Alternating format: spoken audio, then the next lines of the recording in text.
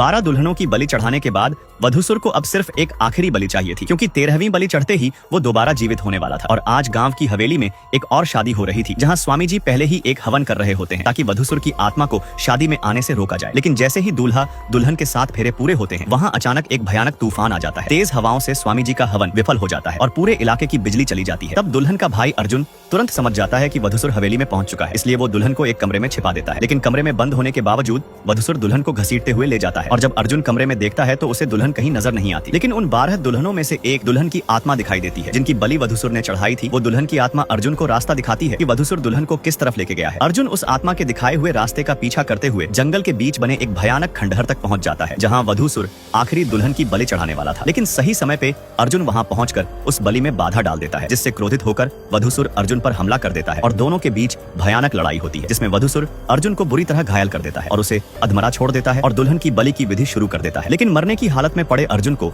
वहां मौजूद वृक्षणी देवी के पवित्र वृक्ष से एक दिव्य शक्ति निकलती है और अर्जुन के शरीर में समा जाती है। और फिर अर्जुन एक बार फिर से खड़ा हो जाता है और इसके बाद अर्जुन और वधूसुर के बीच अंतिम युद्ध शुरू होता है। और इस बार अर्जुन देवी वृक्षणी के दिए हुए हथियार के द्वारा वधूसुर का अंत कर देता है। वधूसुर के मरते ही वो भयानक खंडहर गिरने लगता है, लेकिन अर्जुन और उसकी बहन समय रहते वहां से बाहर निकल जाते हैं।